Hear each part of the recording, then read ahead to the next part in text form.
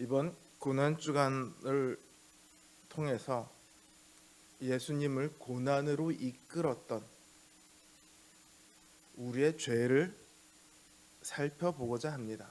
동시에 예수님께서 그 고난을 통해 우리를 데려가시고자 하는 그 하나님 나라의 백성의 삶, 여기 대해서도 함께 묵상하고자 합니다. 이번 고난 주간은 물론 예수님의 고난 그 자체에도 우리가 초점을 맞춰야겠지만, 그보다는 예수님의 그 고난이 왜 주어지게 되었는지 그 원인과 그 고난을 통해서 우리에게 주어지는 것이 무엇인가, 그 결과, 여기에 조금 더 초점을 맞춰서 살펴보려고 합니다. 오늘 본문은 포도원 주인과 농부에 대한 비유로 예수님께서 말씀하십니다. 한 사람이 포도원을 만들었습니다. 그리고 이 포도원 주인이 그 포도원을 농부들에게 세를 주고 맡깁니다. 농부들은 이제 그 포도원에서 일을 해서 소출의 얼마는 주인에게 주고 소출의 나머지는 자신이 갖게 되겠죠. 그런데 시간이 지나도 이 농부들이 주인에게 아무런 소출을 내놓지 않습니다. 계약대로라면 소출을 줘야 하는데 소출을 주지 않습니다. 그러니까 주인이 종을 보냅니다. 가서 소출을 받아와라. 이 농부들이 소출을 내기는커녕 그 종을 두들겨 패고 내어 쫓습니다. 이 사람들 보게 주인이 생각하며 또 다른 종을 보냅니다. 그러나 역시 또다시 내쫓을 뿐입니다. 주인은 안 되겠다 싶어서 이 사람들이 내 종을 무시하네? 그럼 내 아들이 가면 그 아들도 설마 무시할까 싶어서 아들을 보내죠. 그랬더니 이 농부들은 오히려 그 아들을 보고 옳거니 이 사람은 포도원 주인의 상속자니까 이 아들만 없애면 우리가 이 포도원을 차지할 수 있겠다, 이런 의논을 합니다. 그리고 아들을 포도원 밖으로 끌고 나가 죽여버리죠.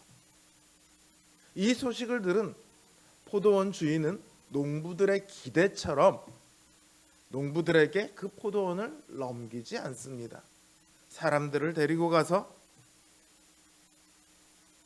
그 농부들을 다 징치합니다. 예수님께서 이 말씀을 하셨을 때, 이 비유를 말씀하셨을 때 서기관들과 대제사장들이 발끈합니다. 그 비유가 자기들을 가리킨다는 것을 알아차린 거예요. 포도원 주인은 하나님이고 사랑하는 아들은 예수님이라는 것을 알아들었습니다. 그리고 자기들이 거기서 말하는 아주 나쁜 종들을 때리고 아들까지 잡아 죽인 그 농부들이라는 것을 알아차렸습니다. 이 비유는 굉장히 엄중한 경고입니다. 너희가 계속해서 그렇게 하면, 그리고 예수님을 적대하면 하나님께서 너희들을 가만 놔두지 않을 거다. 너희들이 지금까지 차지했던 하나님의 아들이라는, 하나님의 백성이라는 그 지위를 너희가 아닌 다른 사람들, 곧 이방인들이 차지하게 될 거다. 너희의 운명은 끔찍한 운명이 될 거다. 이런 말씀이 그 안에 담겨 있죠. 그런데 이 말씀을 듣고도 그들은 이 말씀 앞에 무릎을 꿇지 않습니다.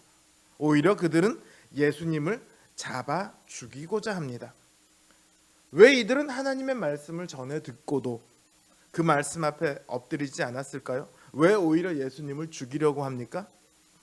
그건 그들이 예수님은 메시아가 아니라고 생각했기 때문입니다. 그들이 생각하기에 예수님은 메시아감이 아닙니다. 출신도 미천합니다. 목수의 아들이에요. 제사장 집안도 얼마나 흔하고 바리새 집안도 얼마나 많은데 하필이면 그 아무것도 해당되지 않는 그냥 목수의 평범한 그런 목수의 집에서 태어났습니다. 자신들처럼 좋은 혈통을 태어나지도 않았고 바리새인들처럼 제대로 된 교육을 받지도 못했습니다. 게다가 고향도 예루살렘 이런 곳이 아니라 저 갈릴리에 있는 나사렛이라는 이름도 제대로 알려지지 않은 동네의 출신입니다. 오죽하면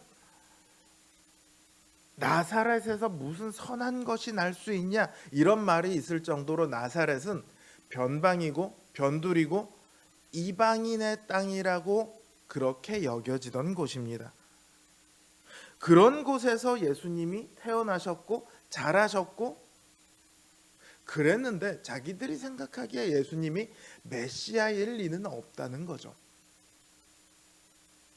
그래서 예수님을 믿기는커녕 자신들을 모욕했다며 예수님을 잡아 죽이려 드는 겁니다.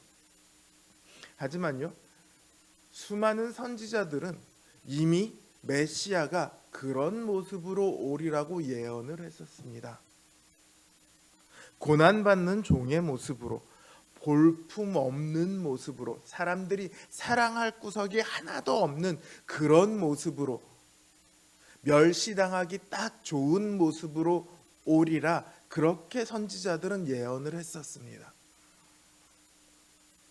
이들은 그 예언은 깡그리 무시하고 다만 자기들의 생각에 적어도 왕이라면 이렇게 이 정도는 되어야지라는 기준을 만들어 놓고 예수님이 그 기준이 안 되기 때문에 메시아가 아니다 이렇게 낙인을 찍어버린 겁니다. 이런 모습은요, 이스라엘이 사울을 왕으로 따르며 다윗을 배척했던 모습과 정확하게 일치합니다. 그 당시 이스라엘은 블레셋의 압제 아래에 있던 블레셋의 종이나 다름없었습니다. 그들이 왕을 원할 때 어떤 왕을 원했냐면 자신들을 대신해서 블레셋과 싸워서 이겨줄 수 있는 왕, 자신들을 압제해서 해방시켜 줄 수 있는 아주 싸움 잘하는 그런 왕을 원했습니다. 그래서 사울이 그들은 열렬히 환영했습니다. 사울은 자기들보다 머리가 하나가 더 큽니다. 굉장한 장신이죠. 기골도 장대합니다.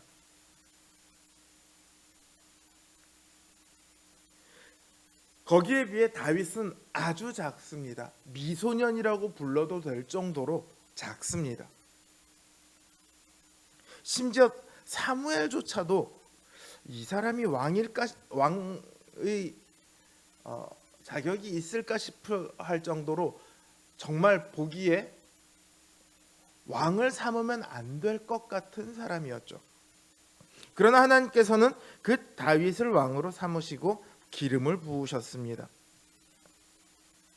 그럼에도 사람들은 다윗이 아니라 사울을 더 왕에 어울리다고 생각했습니다. 그래서 다윗은 하나님께서 선택하셨고 하나님께서 기름을 부으신 왕임에도 불구하고 사울과 사람들을 피해 도망쳐 다녀야 했습니다. 심지어 블레셋 지방까지 도망을 가서 고난을 받아야 했습니다. 예수님의 고난은요, 사람들이 하나님의 말씀을 신뢰하지 않았기 때문에 받으신 겁니다. 당장 예수님에게 지금 고난을 가하고 있는 사람들, 이들이 예수님을 하나님의 아들이며 자신들의 메시아라는 것을 인정하지 않았기 때문에 고난이 주어지고 있죠. 그러나 보다 근본적으로는 겨우 그 정도에서 끝나지 않습니다. 최초에 아담과 하와의 죄부터가 하나님의 말씀을 신뢰하지 않아서 생긴 겁니다. 노아 시대에 하나님께서 심판을 말씀하셨지만 그 말씀을 신뢰한 사람은 노아와 그 가족밖에 없습니다. 구원을 받은 사람도 노아와 그 가족만이 구원을 받았을 뿐입니다. 민수기에 가서 가나안 땅을 정탐하고 돌아와서는 자신들이 이길 수 없다며 돌아가자고 정탐꾼들은 말을 합니다. 하나님께서 그 땅을 주리라 약속하셨지만 사람들은 신뢰하지 않았습니다. 그래서 아무도 가나안 땅에 들어가지 못합니다. 이스라엘 왕국이 세워지고 나서 하나님께서는 다윗과 영원한 언약을 맺으십니다. 그 후손들이 다윗과 같은 길을 걸어가면 하나님을 섬기고 하나님을 진정한 왕으로 영접하는, 인정하는 그런 길을 걸어가면, 하나님을 신뢰하고 하나님께 순종하는 길을 걸어가면 그들은 영원히 그 왕위에서 이스라엘 왕국은 번창하게 될 것입니다. 그러나 다윗의 사후에 실제로 그 길을 걸어간 사람은 한 손가락을 다 꼽지 않아도 됩니다.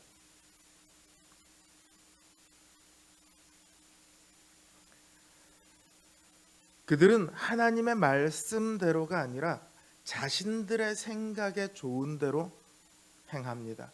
자신들의 생각에 이게 더 옳은 것 같아 그 길로 행합니다. 사사시대만 그랬던 것이 아니라 인류의 모든 역사 속에서 하나님에 대한 불신이, 하나님을 신뢰하지 않음이 드러나고 있습니다. 하나님을 신뢰하지 않는 인간들 때문에 예수님께서는 고난을 받으셨습니다. 예수님의 고난은 하나님에 대한 불신이 만들어낸 가장 고약한 반역입니다. 그럼에도 예수님께서는 기꺼이 이 고난 아래 자신의 몸을 놓아두셨습니다. 왜냐하면 목적이 있으셨기 때문이죠.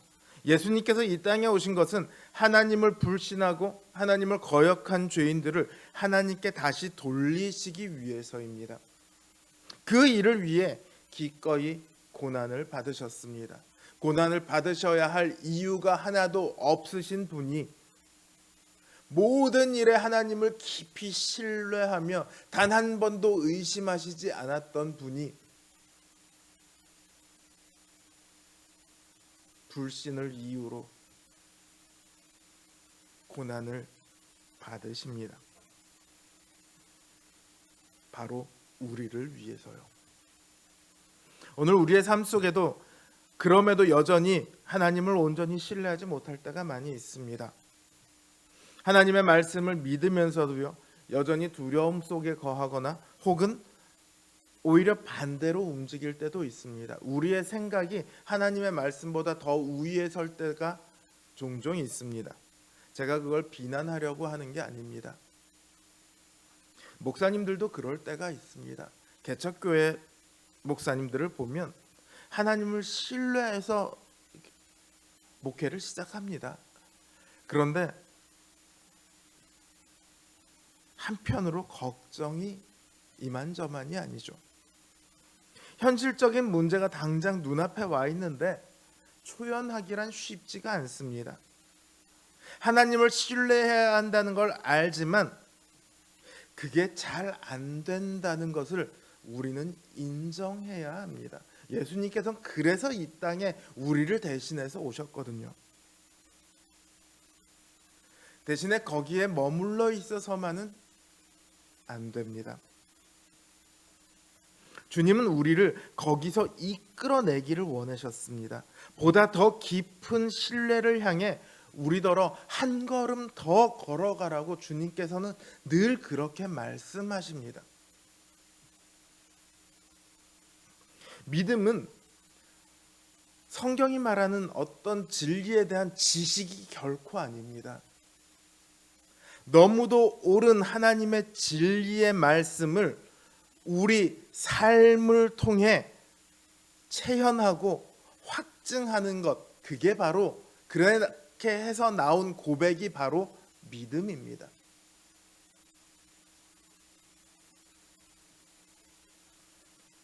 이 고난주간을 통해 우리가 더욱더 하나님을 신뢰하게 되기를 바랍니다. 우리의 삶 속에 그 약속을 이루어 가시는 신실하신 하나님의 놀라운 역사를 우리가 바라보기를 원합니다.